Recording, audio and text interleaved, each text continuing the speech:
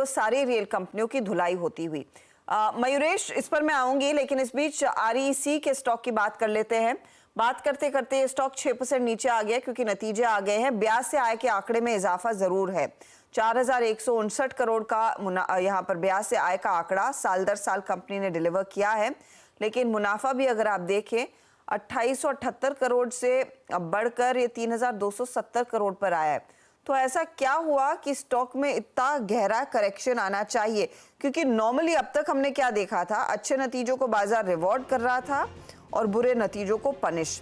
लेकिन इस समय इसके अच्छे नतीजों के बावजूद इसकी हो रही है पिटाई। मयूरेश, कुछ पढ़ा क्या आप लोगों ने? कुछ आया डिटेल हाथ में? नहीं, मैं I am just opening up the circular और प्राइमा फेसी ऐसे कुछ लग नहीं रहा है Arshita ji, so you have to give me a minute. देखता हूँ कोई वन ऑफ आइटम्स है क्या प्रेजेंट। देखिए, आपके हाथ में कुछ आता है, हमारी भी टिकर टीम देखेगी कि ऐसा क्या हुआ है, ऐसा क्या लिखा गया है कि स्टॉक बात करते करते 6.5% का नॉक दिखा रहा है। चार्ट्स पर अमित, आरईसी इसमें स्टॉक में डेफिनेटली हमने एक मैसिव रन अप देखा था। कल के सत्र में एक ब्रेकआउट जरूर आया था, लेकिन वो लग रहा है कि एक तरह का फॉल्स ब्रेकआउट प्रूव हुआ है। आज के सत्र में वॉल्यूम्स भी ज्यादा है, स्टॉक लेकिन अभी 20 डेमा पे है। अगर ये ब्रेक करता है तो मैं ये नहीं कहूंगा कि इसका ओवरऑल अप ट्रेंड खत्म हो गया, लेकिन कहीं ना कहीं प्रॉफिट बुकिंग जरूर यहाँ पे फर्दर सेट इन हो जाएगी and that will open targets for 400 405। तो अगर 20 डेमा ब्रेक होता है तो फर्दर बिक वाली होगी यहाँ पे and then we'll see further correction REC में। 425 अगर ब्रेक होता है तो फर्दर करेक्शन आ सकता है। 430 429 के आसपास आ रहा है ये काउंटर। डिटेल्स लाने की कोशिश करेंगे कि ऐसा क्या हुआ है, क्योंकि नंबर्स ऐसे देखे on the face of it तो बुरे नहीं लग रहे हैं ईयर ऑन ईयर, और ईयर ऑन ईयर ही देखना चाहिए वैसे आरईसी को। क्वार्टर ऑन क्वार्टर देखने का मतलब नहीं है।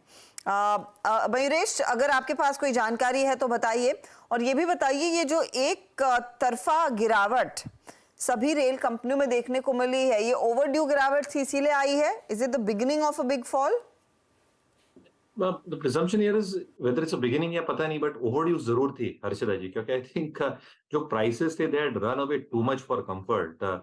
और प्रीमाइस यही था कि जो ऑर्डर्स है वो मिलते जाएंगे, बट कहीं ना कहीं आई थिंक जो पहलू थे रेलवे कंपनीज के लिए, एक एग्जीक्यूशन, ऑब्वियसली आई थिंक जितनी उनकी कैपेसिटीज है उतना ही एग्जीक्यूट कर पाते थे अगले 2 वर्षों के लिए, वो शायद पूरा प्राइस में आ चुका था। And they will have to do a brownfield और a greenfield capex to probably ensure कि जो अगले 5 6 7 वर्षों के ऑर्डर है उसके लिए कैपेसिटीज बढ़ा दी जाए। बट तब तक मुझे लगता है I think valuations had probably stacked up to the peak, और कहीं ना कहीं एक लॉजिकल फॉल है, एक profit being taken off the table है, शायद और गिरावट आ सकती है, बट आई थिंक ये लाजमी था for railway companies in general. आप आरईसी के लिए जो पूछ रही थी हर्षिता जी, आई थिंक जो फाइनेंस कॉस्ट है यहाँ पे थोड़ी बढ़ोतरी देखी गई है as far as I am looking at the numbers in front of me, और उसके वजह से थोड़ी आई थिंक जो गिरावट आई है both in terms of PBT and post tax numbers, ये शायद एक रीजन हो सकता है in terms of the fall that you are probably seeing.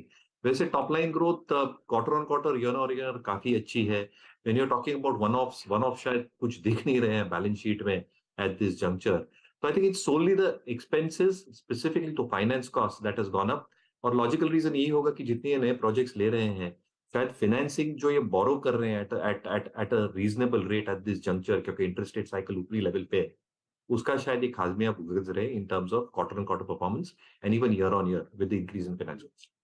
Finance cost किसी भी फाइनेंशियल एंटिटी के लिए बढ़ना अच्छा संकेत नहीं होता है, और उसी से दरअसल तार जोड़ते हुए मयूरेश कह रहे हैं शायद ये नंबर्स में गिरावट आ रही है। 7 साढ़े 7% नीचे आ गया है। डायरेक्टर साहब,